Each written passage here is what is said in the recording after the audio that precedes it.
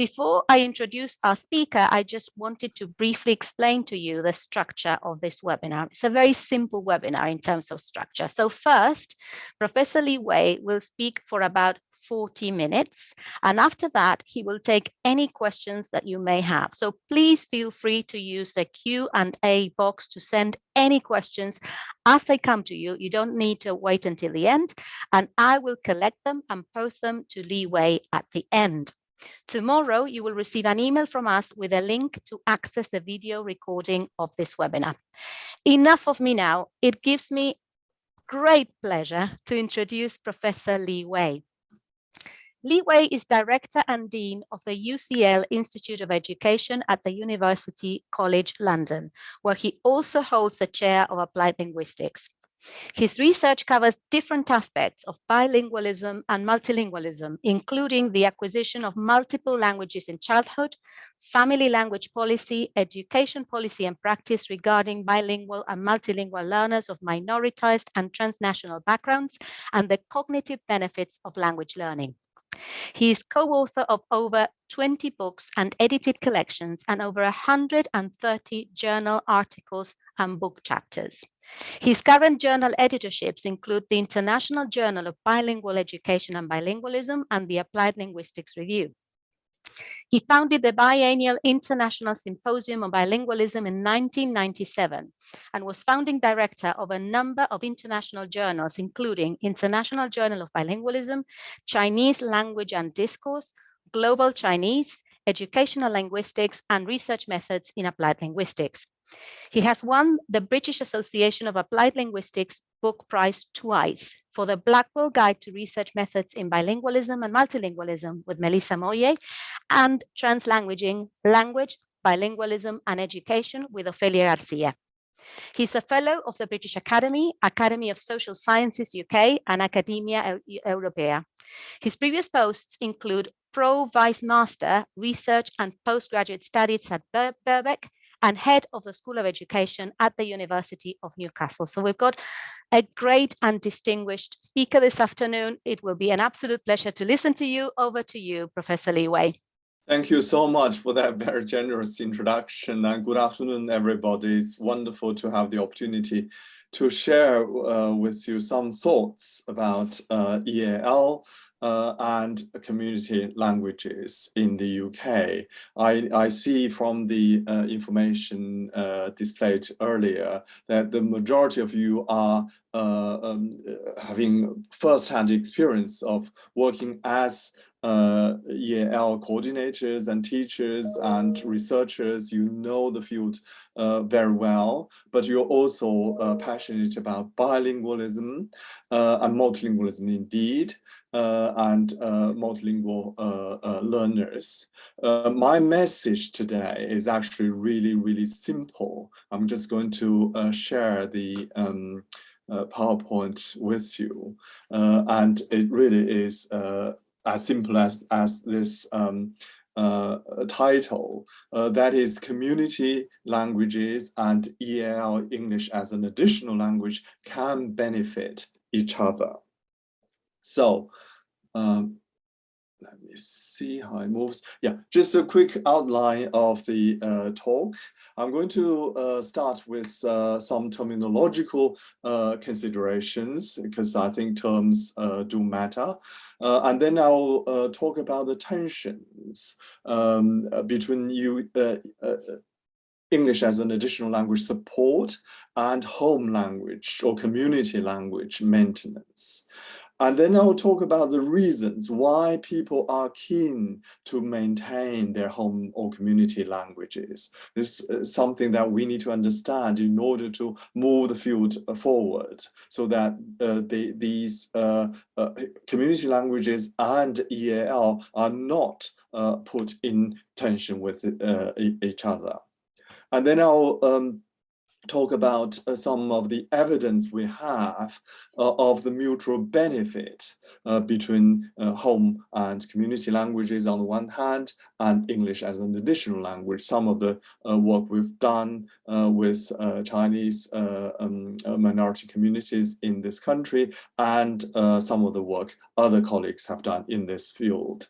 And I'll conclude with some remarks on the policy and practice considerations. So, terminology matters. Now, modern linguistics, if it has made any contribution, it is about the universality of the human linguistic capacity. And one of the key arguments put forward by contemporary theoretical linguists is all languages share similar design features. In some sense, in pure structural sense, if you like, all languages are equal, yeah? But are they really? We all know the answer. In everyday social life, not all languages are equal, because languages get called different names. Some are classified as majority languages, official languages, national languages, global languages. Others are community languages, heritage language, and home language. So these labels are put on linguistic structures that are designed and evolved for a different reason. The labeling, the process of labeling or naming or categorizing some of these structural features, if you like, is actually a socio-political process. What we end up with is a hierarchy of languages. They're about social status. So different languages have different social status. And the labeling of languages also result, or quite often result, in a minoritization of some languages, as well as their speakers or their communities. For example, if you call a language a community language, or in some places it's very straightforwardly minority language, then it is a minority language. It's minoritized to be a minority language, and the speakers, the community of speakers speaking that language would be minority language speakers.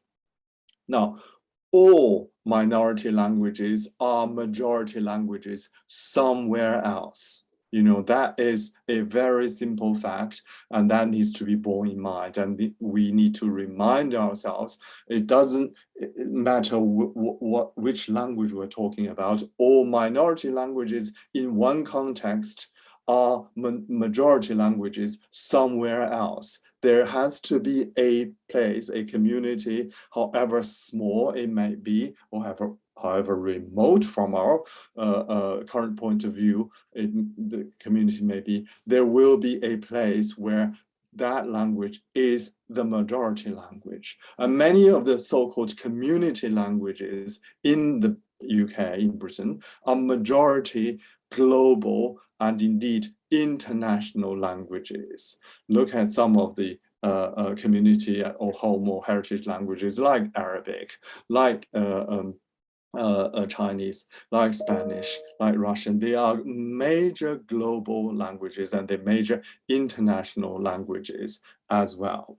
So again, these labeling processes are really important and interesting, and it's worth considering, bear in mind. But another thing that needs to be said about the terminology or categorization of different languages is that they get different categories of languages receive differential institutional support. Community language, if you call a language community language or home language, you immediately have the question, whose responsibility is it to look after it? Yeah, to teach it, to protect it, to support it institutionally. So languages after being labeled differently, will get different institutional support. So community language or home language, well, most people would assume that it is the community's responsibility and the family's responsibility if it's a home language, rather than the school's responsibility or society's or the nation's responsibility to support it, to teach it, to protect it.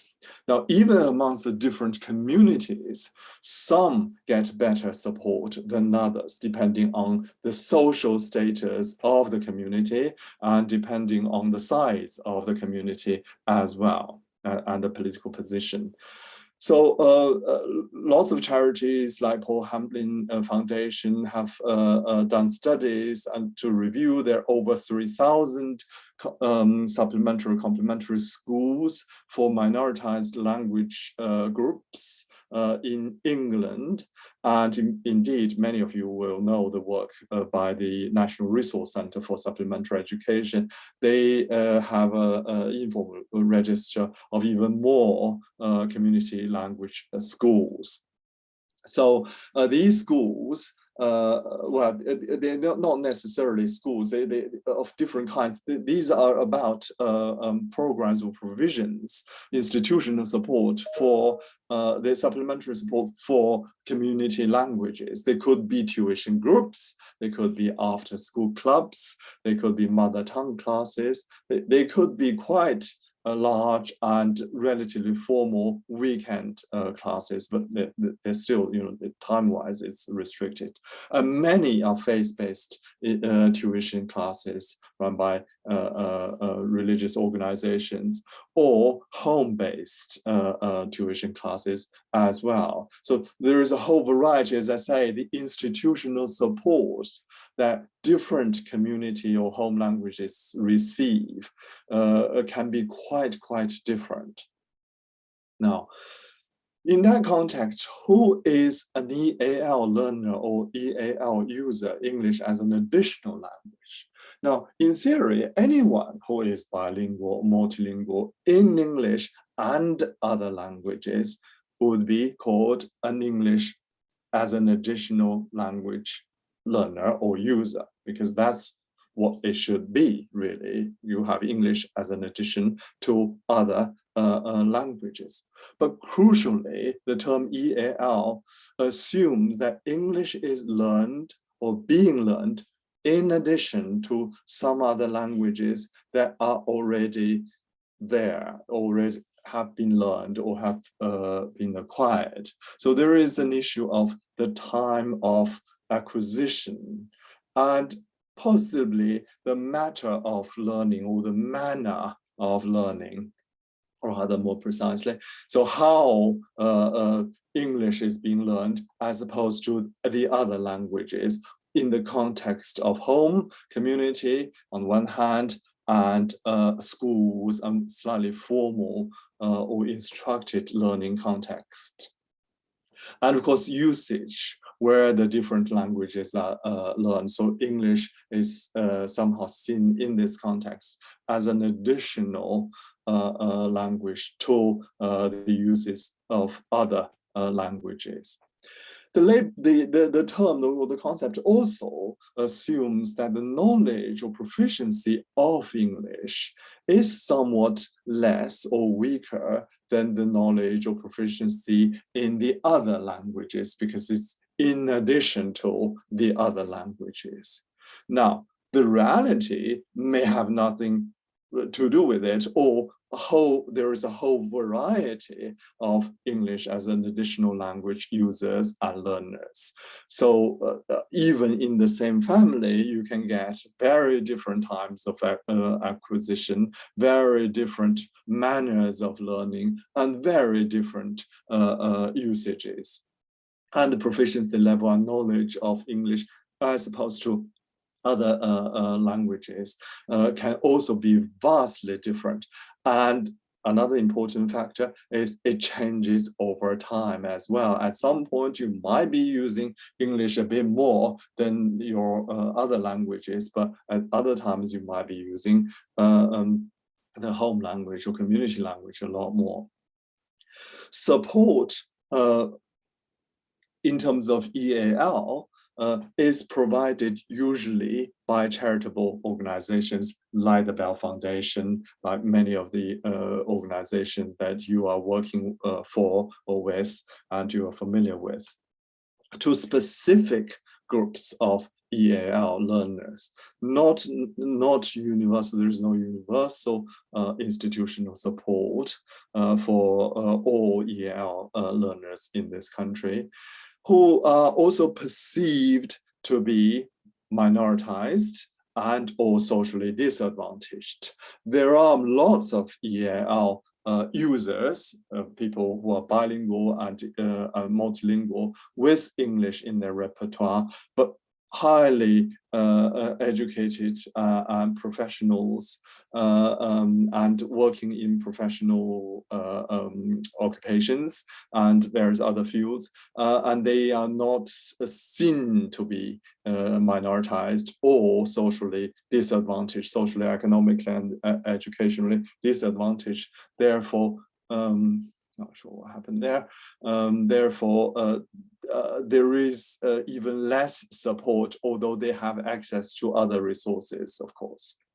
Now, it's important to remind ourselves that elsewhere in the world, outside Britain, for example, there is a movement towards calling all these people, language users, language learners, bilingual and multilingual, whilst recognizing the diversity of bilinguals and multilinguals. There is absolutely a huge range of different kinds of bilinguals and multilinguals, depending on the time of acquisition, the manner of learning, their proficiency, their knowledge, and of course, their everyday use.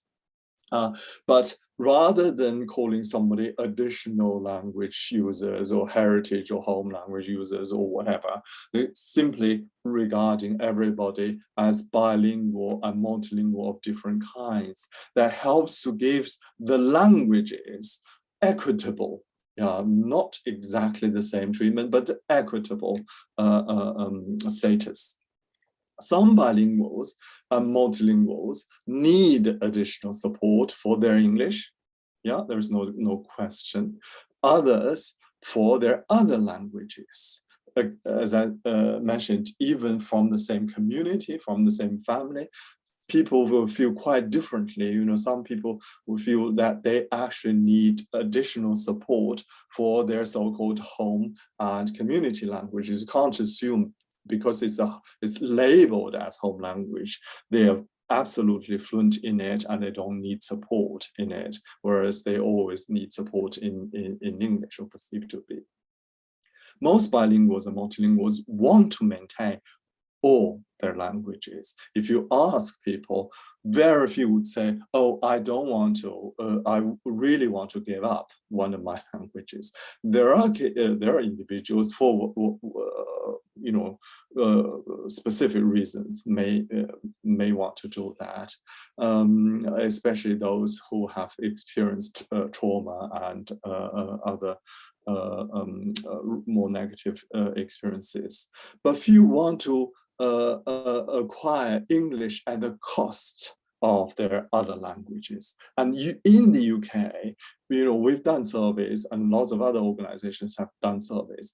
Very few, despite some public discourse about it, and there's lots of myths about it, very few refuse to learn English and insist on using their other languages only if there is adequate opportunity and support.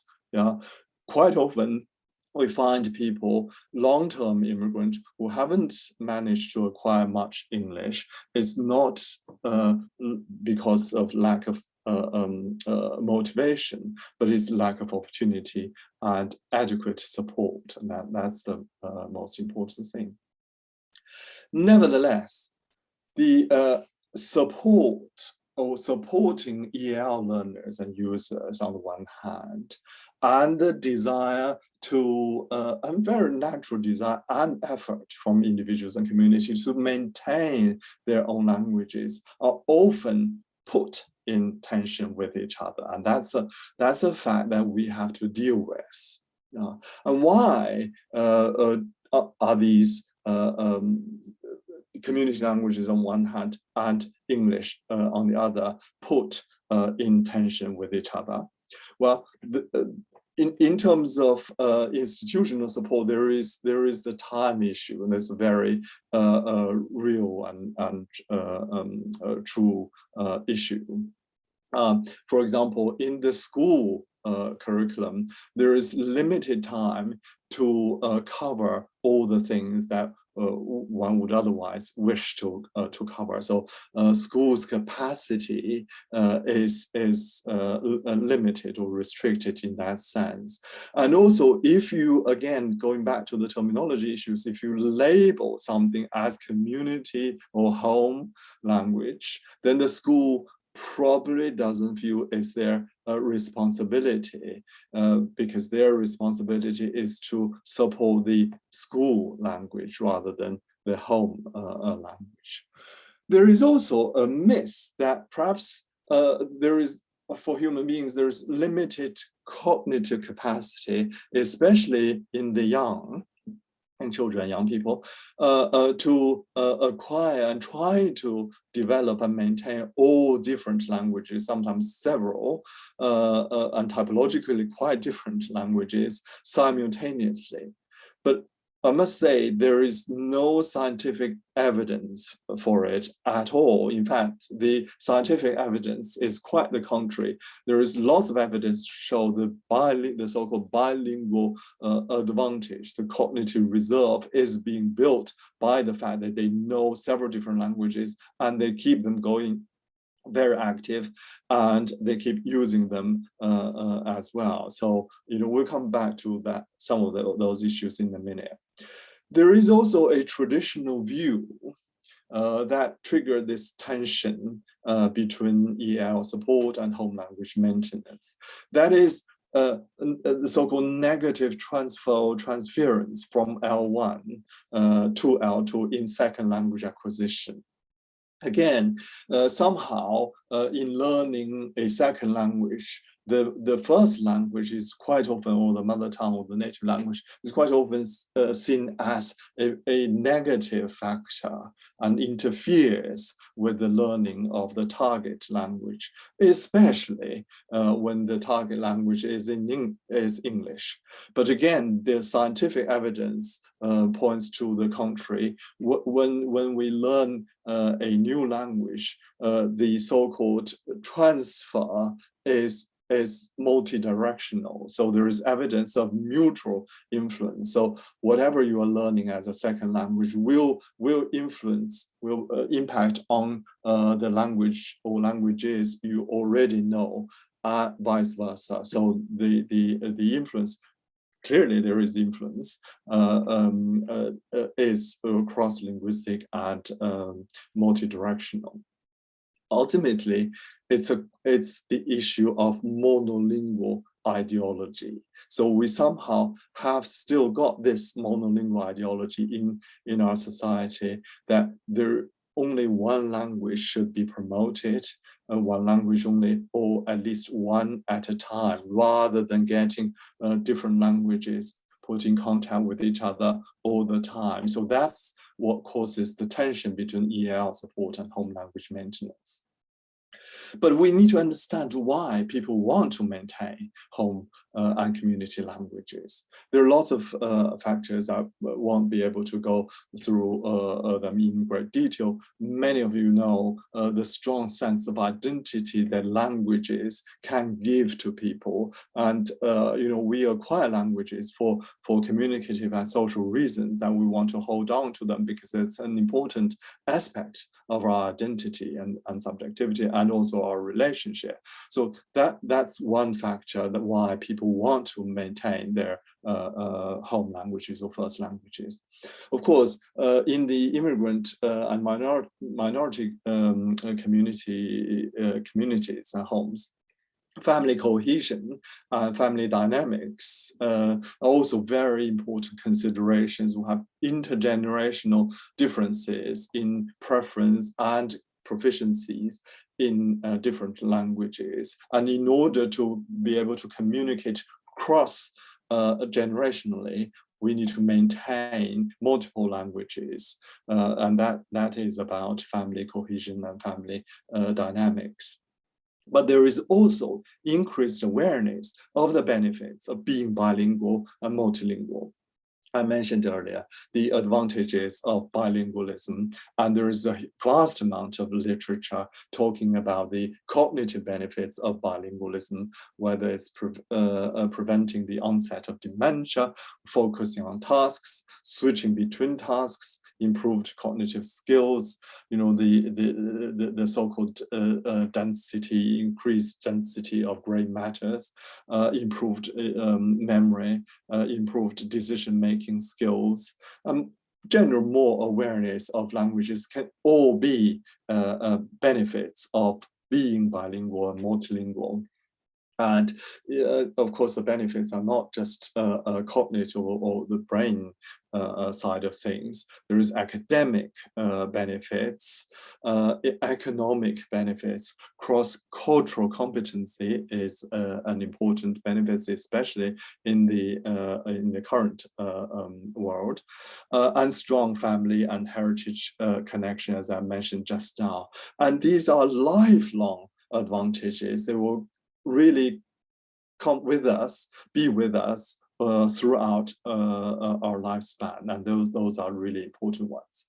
There is an emerging field called family language policy, and it's a research field looking at language attitudes, ideologies on the one hand, and the decisions families collectively make on the other, and the impact of these on the children's acquisition of home language as well as the wider community and societal languages. In that field, there is a lot of discussion of the so-called parental discourse strategies that encourage bilingualism.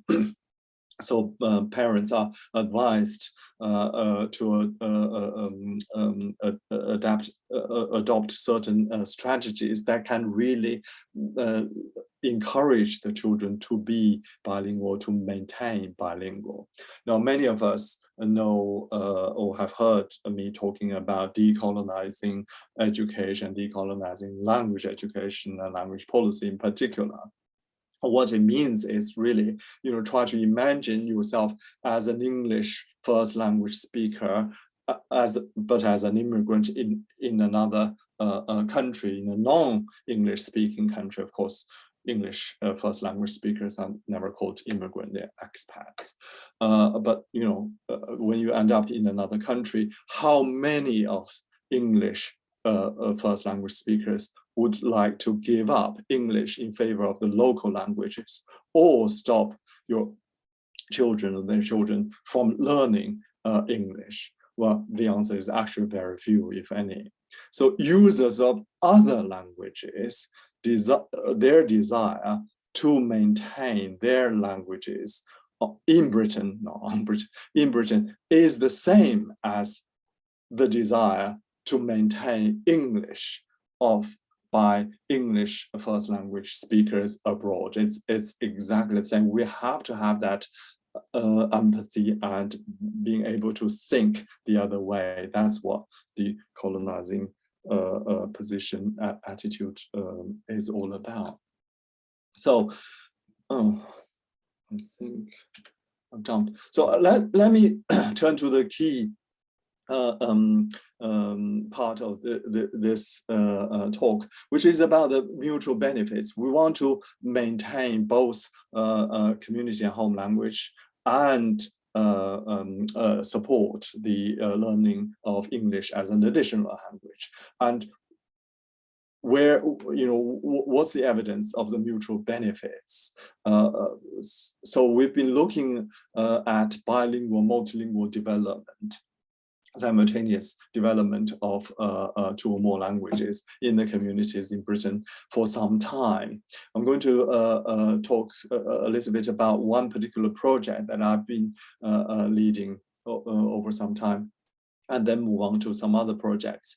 And the project that I've been working on is home or community language development in an English dominant environment. And we've been doing this in Newcastle, Manchester. It's a survey based study with in-depth ethnography. We've been looking at 136 British Chinese families,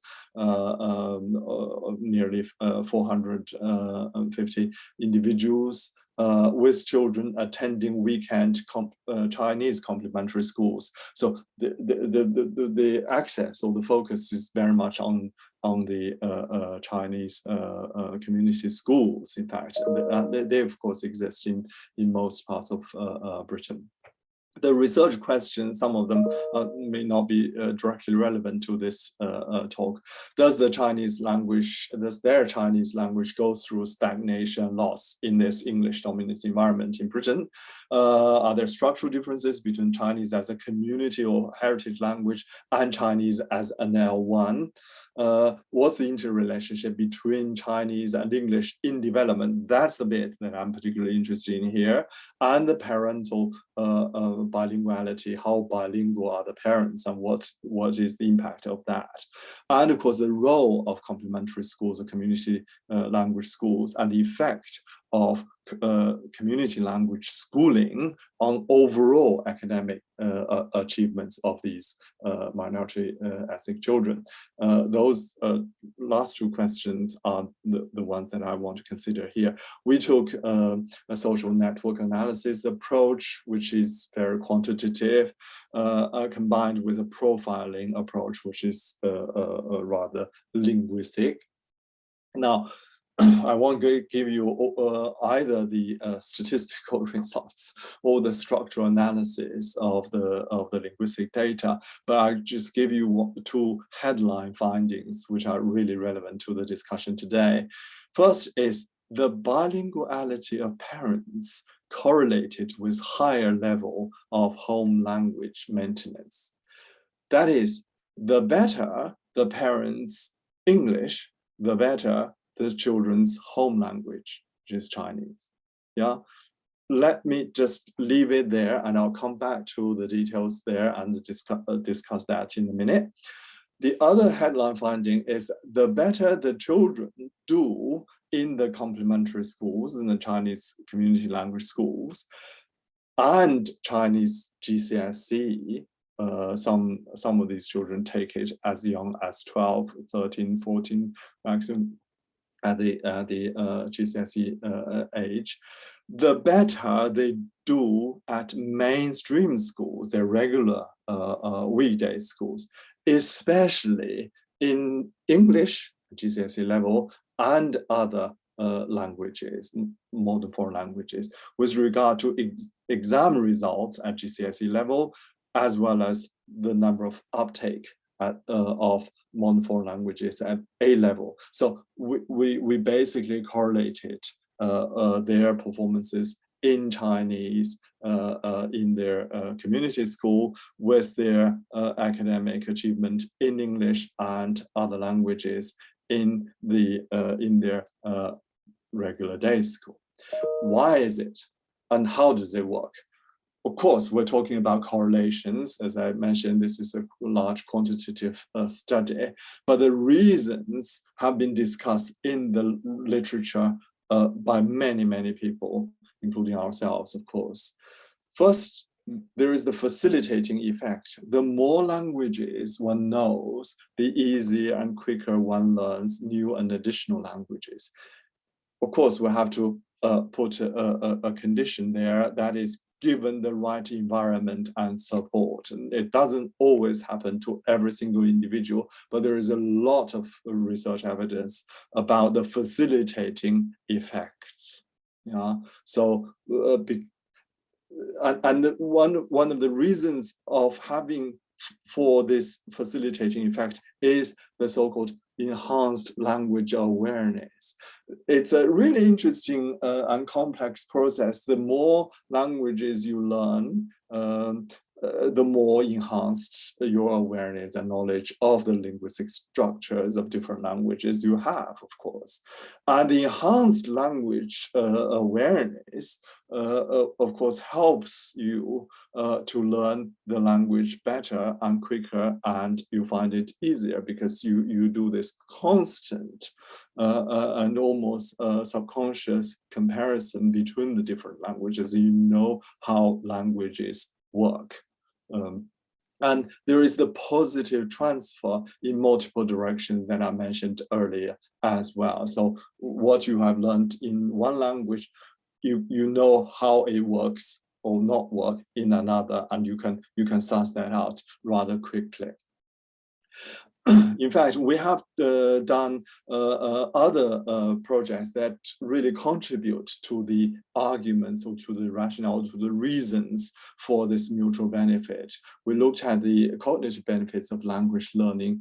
This is a project myself and Professor Bilingual from UCL also did on behalf of the British Academy. It's not empirical work, but it's a critical synthesis of research evidence, where we showed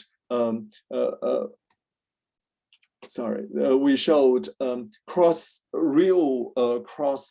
curriculum benefits. So children who are doing school-age children who are doing really well in languages tend to do rather well in other subjects right across the curriculum as well. So this is, as I say, a synthesis of all the research evidence from all over the world, and that the evidence is very strong and clear, the cross-curriculum benefits of language learning, especially when the languages you're learning as target languages have a different orthography or different modality, like sign language. And Professor Bilingual is a sign language expert, and we're very pleased to hear the new legislation supporting and protecting British Sign Language as an official language. So if you're exposed to different orthographies or languages with different orthographies and different modalities, you actually, again, have further enhanced language awareness, which again, in turn, facilitate language learning, the learning of new languages.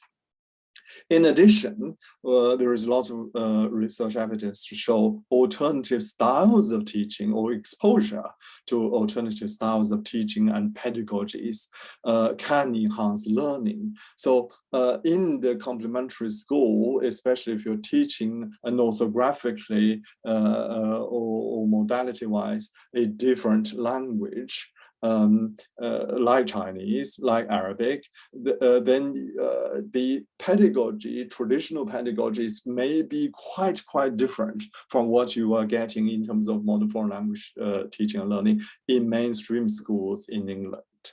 And that exposure actually benefits your learning overall, and that's a really interesting research evidence, not directly by us, but by lots of other people. And also, of course, we know that different styles of teaching are actually quite common across different subjects. So the more kind of varied styles of teaching and pedagogies, the better for pupils' exposure.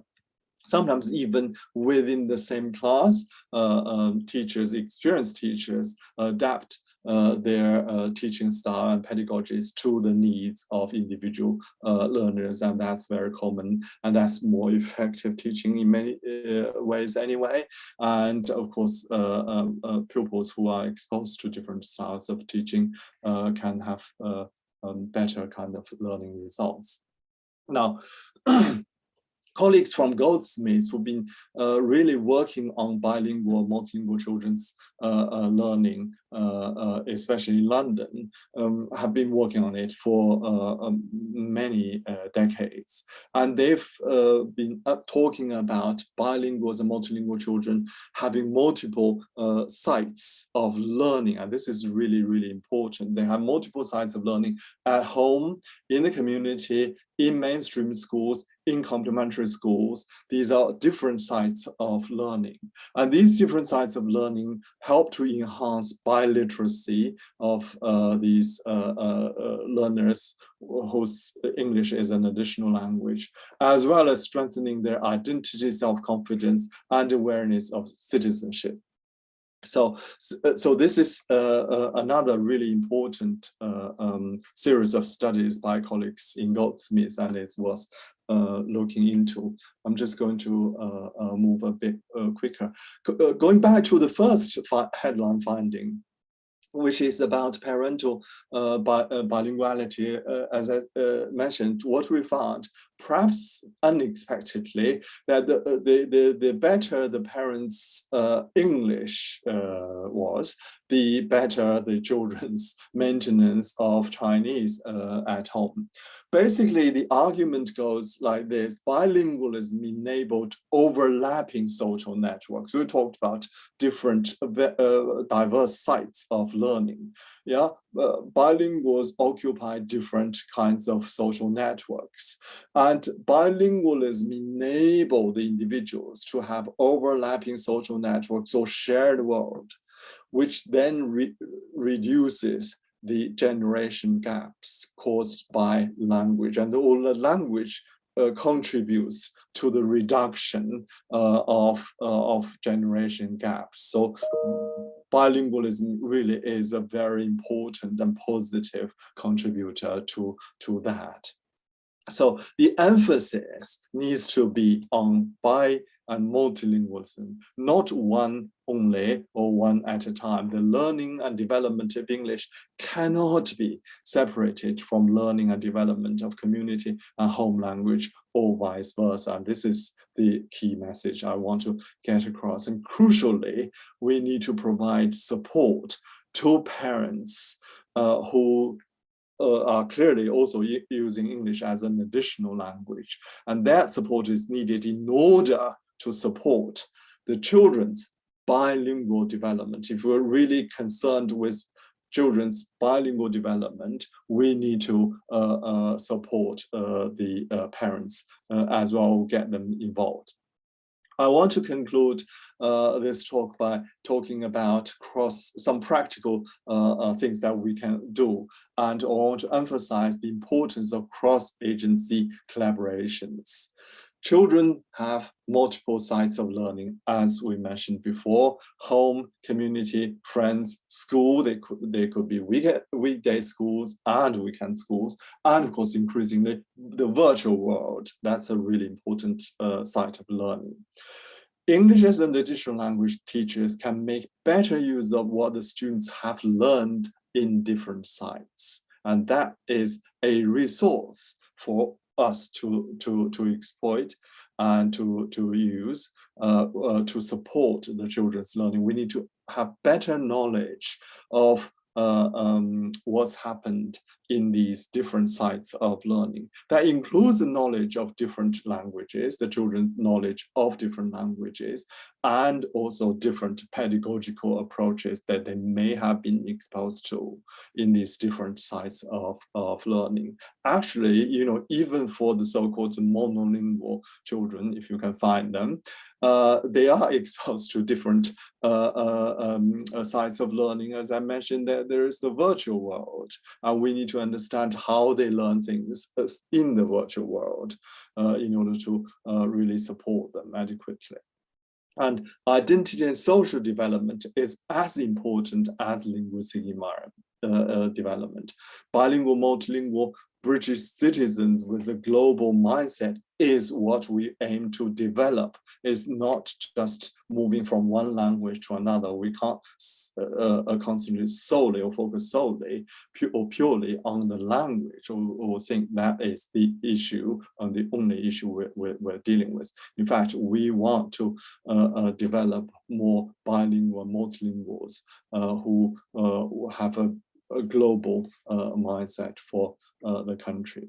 And complementary schools and parents, of course, play very important roles. I'm sure many of you here have that experience.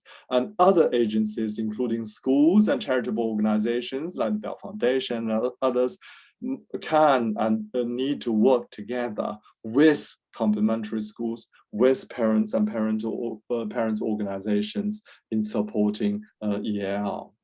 Sometimes it only takes very simple questions by the teachers, in the class. If we come across bilingual, multilingual children, as most of you do, we can ask, what do you say in the language that they know as a home language? And that cross-linguistic comparison absolutely enhances linguistic awareness and the cognitive development, and will have long-term benefit. So sometimes it's just simple steps, but actually it's got very practical and significant result. Or we can ask, what did you learn in your weekend school to connect the learners' multiple worlds together? Very lastly, we need to remind ourselves of the goals of English as an additional language teaching and learning. We want to aim to produce more bilinguals and multilinguals for the so-called global Britain. We know from scientific evidence the human brain can accommodate multiple languages. It does not have to be one language only or one language at a time. We also should have confidence that society can manage multiple languages. I know languages have caused lots of conflict, even wars, and of course ethnic tensions in many parts of the world. But society can manage and should have the confidence to manage multilingualism, multiple languages. Community and home languages and English can benefit each other, as the evidence already shows, and we need to again have the confidence and build the right policy and infrastructure to do that in order to benefit each other.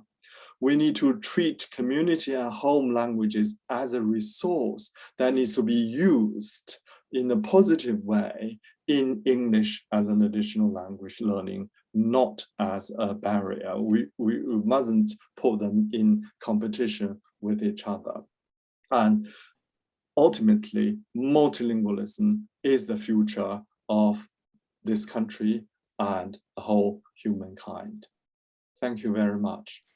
Thank you so much, Professor Li Wei, for such an insightful, informative presentation. We have been collecting quite a few questions for you. I'm sorry, I'm overrun a bit. No, absolutely not. Thank you very much. So we've got a few questions. Some are more theoretical and some are concrete and practical. So I'll start with a more interrogating the content of your talk. So Ben asks, how have, in your opinion, the tensions that you mentioned, in particular with reference to school responsibility for community languages, changed over the last few decades? Or maybe we put the how in brackets. Have they changed? And what progress has been made to reduce these tensions? Yeah, that's a really good question. The tensions are being put out there because, well, there are, of course, ideological considerations, there are policy considerations, there are very practical considerations. I think for teaching professionals like ourselves here, I think I've been put in a really difficult position because we have very limited time.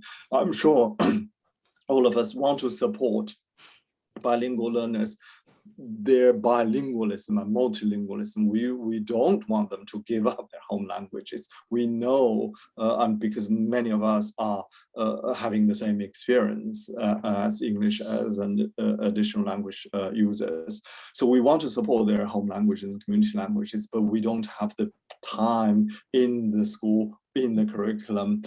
So that's why we need better policies and better systems to collaborate with community languages, with community organizations, and with parents. I think during COVID, it showed even more the importance of collaborating with parents and with community organizations to support bilingual children's learning. We don't really have, things have moved on a bit because there are better community languages and better support for community schools. But for mainstream schools, we need to learn to work better with community organizations and schools. Thank you. Katie says, it seems to me that there is a huge shift needed here, the decolonizing attitude that you mentioned. So there are families who have the best intentions for their children and do not see the advantage in them developing or maintaining a heritage language. And there are also school staff who share this view, so are not helping, and neither is a limited school curriculum. So her question is, do you think we're moving in a positive direction with this? Is it a hopeful landscape? And if so, what are the signs? It is a hopeful landscape. I think events like this do remind ourselves the importance of maintaining bilingualism, multilingualism. And I think, if we all work together and support each other and collaborate more with community organizations, we'll be there eventually.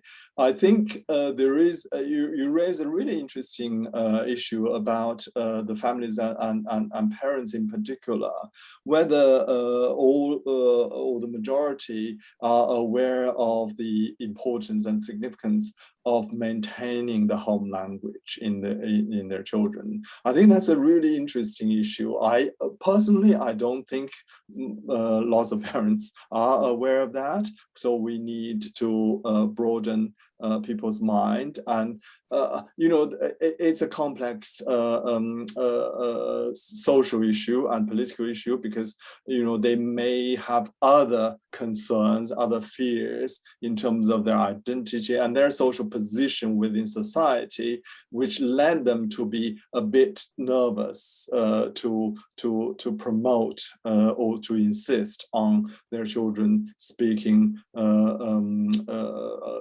a clearly minoritized language.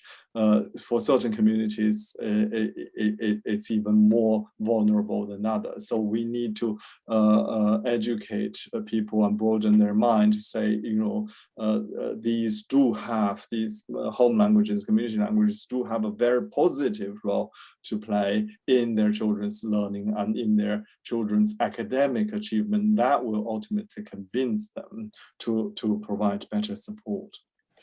Thank you. So over to the more practical and concrete questions. So Leslie says that she had recently had a number of students arrive in her school, having recently left Hong Kong, and some speak very little English. So apart from registering with MTAS, what help could she offer them? She's based in the Southeast, specifically North Hampshire. Yes. Okay. These are really very real challenges. I think again, my way of approaching these things is, we can't wait for institutions to provide the support, because it just gets very complicated and takes a very long time. We have to get the communities to support these children. If we're talking about the Hong Kong community, actually they're very good. They were amongst the first to set up community language schools, and usually these schools have English language support for the parents, not necessarily for young children, but it's something that can be talked about with the community organizations, whether they can provide some bilingual support. Here you see the initial access to English needs to be bilingual. So they need to use their Cantonese in order to access English, especially at the initial stage. So we absolutely need the bilingual support from the communities. Probably difficult to get that formally from mainstream education systems. Again, the community is the resource that we need to access. Bryony wants to know if you have any suggestions about how we can help children who have not learned the community languages and are now struggling with English. And she says often parents do not speak fluent English. Yes, yeah, see, that is such a good kind of evidence, to support the argument that we should really, not let the home and community language kind of disappear like that. Needs to be support. I think once they've kind of lost their language, especially when they get into a teenage years, it's quite difficult to revive that. It's not entirely impossible, absolutely not. It is entirely possible to revive that, but again, it needs the community's contribution and support, as I keep saying. The difficulty is if their parents are not very bilingual, or their English isn't up to a certain threshold, it's going to be quite difficult. As our evidence showed, the more bilingual the parents are, the better support they can provide to the children. So, if we just need community organizations, whether it's from the church or other organizations, and through community schools. Unfortunately, not all communities have their own language schools. Some are much better organized than others. So, we have to deal with individual cases very differently. And it's not necessarily a question of amount of people belonging to the community, or is it? No, it isn't. Obviously, if the numbers are small and they live apart, it's more difficult in practical terms. But we have evidence that families travel long distances for hours and hours to get in to a community school or community hub over the weekend, because it is a hub that they will use for other purposes as well. And families are very, very committed. And communities are quite good at seeking support, getting free premises from local schools or from other organizations, and provide catering for parents and children. Lots of them are very, very good. Of course, we need to support them better. Thank you. There are 2 or 3 questions that are very similar, so I'll ask them together, and they're all around resources and materials. So M. Gillespie says, I'm struggling to source curriculum content materials for all subjects at secondary level to increase translanguaging in our school. Any suggestions? And she says, I've tried language schools such as Bulgarian school based in England, but they do not have the secondary school curriculum resources. Our school is in Wales. That's one. Yeah. Another, sorry, just sure. Another one is about suitable dual language books as well to suggest for the library. So there seems to be something here about resources and materials for translanguaging, but also for supporting biliteracy. There is. I think that's an area that really is inadequate in terms of available resources. There is amount of online resources one can exploit and one can explore.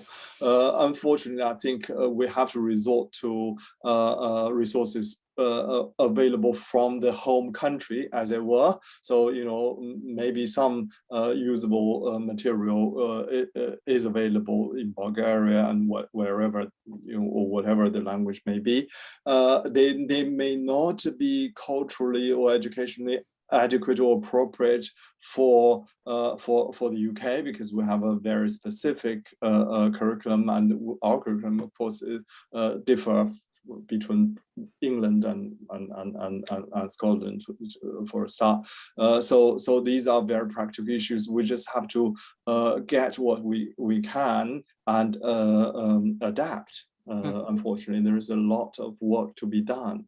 There is no adequate support in terms of bilingual teaching material or resources, especially content-based kind of curriculum material. Thank you so much. I'm afraid we are beginning to run out of time. So that brings us to the end of our webinar. So before we finish, can I just let you know of some of other training opportunities that we have coming up?